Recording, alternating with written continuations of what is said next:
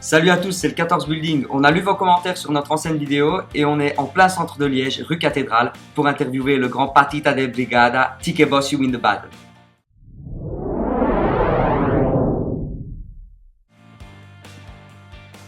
Salut Tique Boss, comment ça va? Ça va quand Jah Rastafari, Pas trop stressé? Jah Blessing, c'est quoi les stress déjà? Et donc voilà, nous sommes là avec Tique Boss You Win the Battle et le Patita del Brigada. Donc explique-nous un peu, tu as tellement de place, comment doit-on t'appeler? Donc déjà avant de commencer, Jah Blessing, you know. Ben j'ai 9 surnoms, je dirais plus surnom les du Blaze. Le grand chancelier, El Pati del Brigada, alias Tique Boss You Win the Battle, Manzaka Mankoy, El Scorsese, El Louboutin, El Plagal, Vieux Goliath. Et on m'appelle souvent El Muchacho ou Yaman par ceux qui traînent avec moi. Comme APZ, les mannequins m'appellent El Muchacho, Agassi Agatou, les m'appellent Yaman.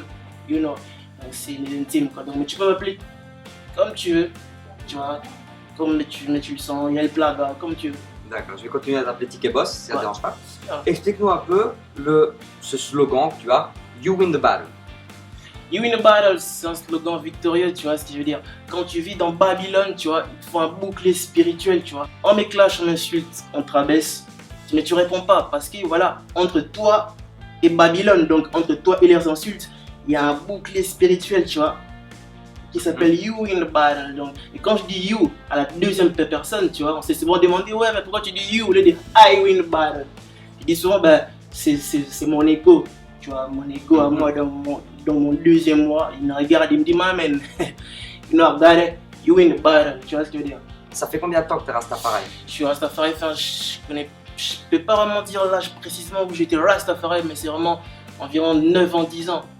9 ans, 10 ans. Enfin, j'étais déjà Rastafari dans l'âme depuis que je suis né.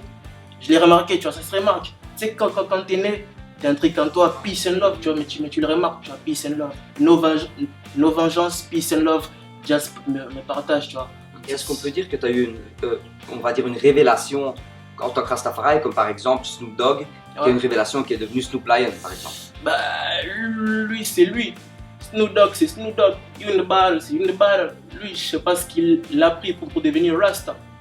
Je juge pas, tu vois. Franchement, Jah Blessing pour lui. Mais moi, c'est juste que. Et depuis que j'étais petit, j'étais peace and love. No vengeance. Fils de Jah, donc fils de Jéhovah. Donc, c'est ça Rasta. Être Rastafari, en fait, si tu veux, c'est une libération de l'âme, tu vois. C'est une libération, c'est une redemption. Maintenant, on a parlé beaucoup de toi, donc l'image que tu représentes. Mais parle-nous un peu plutôt de toi et de tes origines. Tu viens d'où? Mes origines, je suis 100% congolais. Toi, tu es congolais. Ouais. Et tu viens d'où? La capitale? Je suis né à Kinshasa. Je suis né à Kinshasa, capitale de la République démocratique du Congo. Donc je suis 100% mes Congolais des pères et des mères. Je suis arrivé en Belgique à l'âge de 15 ans. Donc en Belgique quand même, j'ai vécu 15 ans à Kinshasa. Je m'habitue pas mal, normal. Tu vois, normal. Rasta, c'est pour ça, tu es en voyage. C'est ça. Donc je me connecter à tout, Jah Blessing. Et alors, parce qu'on est ici pour parler de toi, et on te connaît depuis quand, toi? Ben, on te connaît depuis que tu as commencé à sortir tes tubes sur le net.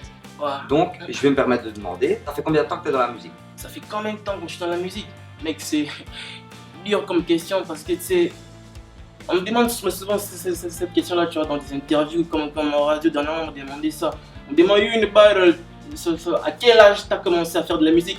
Mais je réponds souvent à une réponse, comment dire, comme ça, tu vois, juste pour pas aller trop loin, tu vois ce que je veux dire. Des pères, mec, ils comprennent pas vraiment ce que je vais dire par là.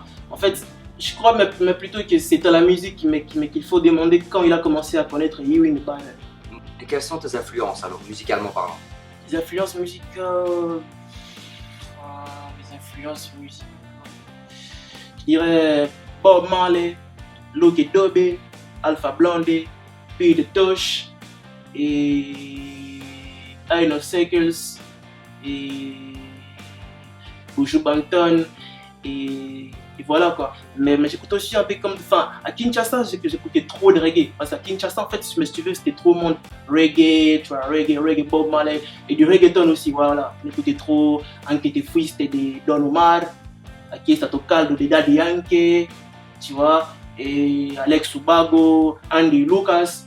On connaissait pas trop le rap français, tu vois, Booba, Rof, Moi, tu vois, je kiffais trop 50 Cent à l'époque. Déjà, use Windows Sharp. Tu vois, niggas Windows Sharp.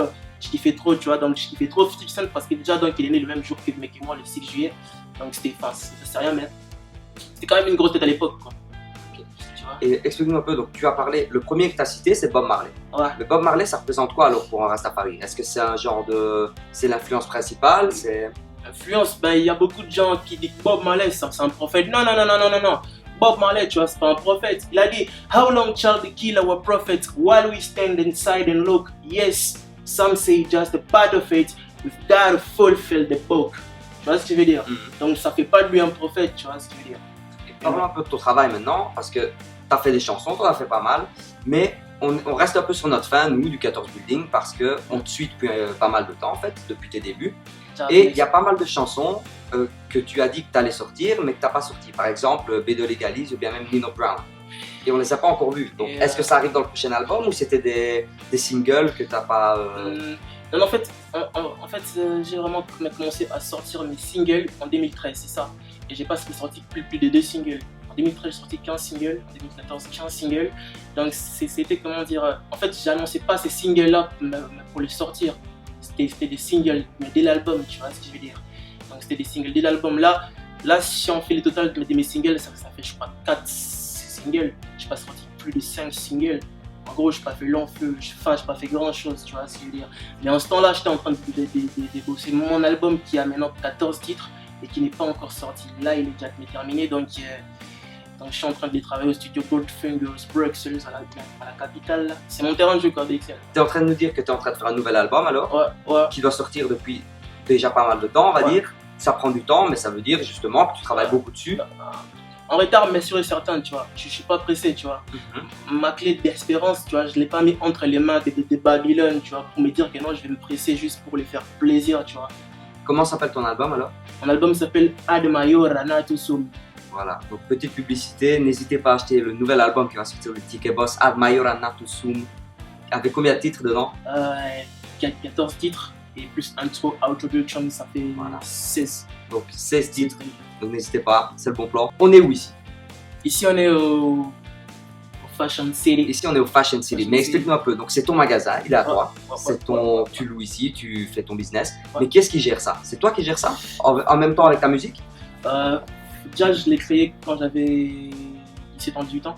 Ah ouais, d'accord, donc jeune entrepreneur. Ouais, j'avais pas de capital, en fait c'est mon langage qu'a parlé donc aux associés.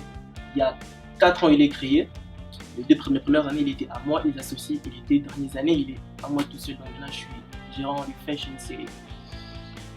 C'est cool. Et parlons un peu alors de tes amis, parce qu'on a vu pas mal d'amis dans les clips et tout, donc APZ et les mannequins, explique-nous un peu. Papa Alexia. Z et les mannequins c'est pas mon ami, hein. Les mannequins c'est pas mon ami. Les mannequins c'est pas mon ami, APZ des mannequins c'est mon bras droit. D'accord. Tu vois, c'est mon plus que frère, tu vois ce que je veux dire. C'est mon plus que parfait des frères. Donc c'est mon bras droit. Tu vois ce que je veux dire. Donc ça c'est APZ des mannequins. Donc tu vois ce que je veux dire. Et les anticipateurs, parce que tu as fait un clip avec eux, on a vu un petit peu, ils viennent d'où ils sortent et pourquoi tu as fait un clip avec eux et pas quelqu'un d'autre, par exemple, qui était d'ici de Liège plutôt? En fait, les anticipateurs, en fait, c'est des gars de Montréal, précisément des Sorel, au Canada. Et déjà, au Canada, donc, ils me connaissaient déjà, ils me disaient « Ah, oh, Tag Boss, on se parlait déjà avec leur manager, Jean-Régis, c'est le manager des anticipateurs. Et leur manager me connaissait mon ingénieur de son. Donc, ils étaient en tournée européenne ici en France et Belgique et Hollande. Et quand ils sont venus, ils ont parlé à mon ingénieur, ils ont dit « Oh, you in the battle, parce que comment ce mec-là, il est là, là, donc on vient dans son royaume, donc en Belgique. Donc ce serait cool d'organiser un petit truc. Justement le même jour donc je devais venir au studio, donc je devais enregistrer un refrain. Le refrain des chansons People Lady. If you wanna win, you wanna lose. Donc je devais l'enregistrer aussi. Bam, mec, on est venu. Canada, c'est chose des mecs hyper cool. Waouh, les Canadiens. Enfin, je sais pas si les Canadiens ils sont cool, mais ces mecs là ils sont cool. Yeah man, job blessing, les haters. Donner mon avis sur les haters, donc donner mon avis sur ceux qui m'insultent, ceux qui me rabaissent et ceux qui clash. You win the battle. Je ne saurais pas te donner mon avis, tu vois, parce que je m'attendais pas. Enfin, quand j'écrivais mes notes, je m'attendais pas à l'air à vie. Tu vois, comme je t'ai toujours dit, donc la clé de mon espoir ne se trouvait pas entre les mains des Babylone, tu vois ce que je veux dire. C'était entre les mains des Jah. Donc quand tu montres un commentaire ou un clash d'un Babylonien, je ne saurais pas répondre. Oui, c'est sa nature de me clasher. Lui, le Babylonien, donc ce qu'il sait faire, c'est sa nature, c'est clasher, rabaisser, humilier. Donc je ne vais pas faire la même chose, je ne vais pas me venger. Moi, ma nature, c'est être Rastafari dans l'âme, fumer du chalice et chanter de la musique 24 heures sur 24. Jah blessing. You know.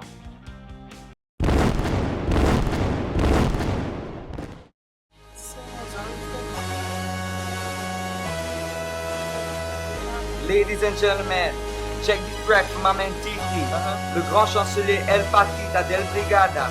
Akatike Boss Win the Battle. Manzata Mancoy, El Scorsese, Louboutin, New York City.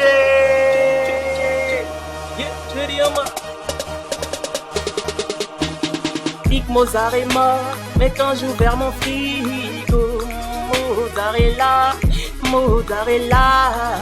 ton côté bestial. C'est qu'un festival, j'ai colossal. Installe la réalité, plus brutal que le MMA,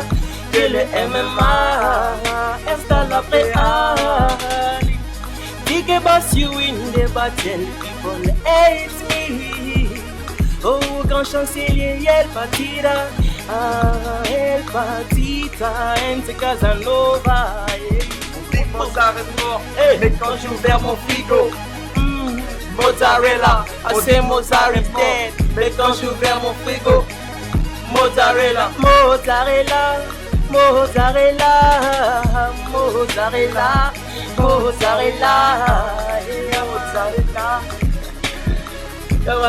God bless you.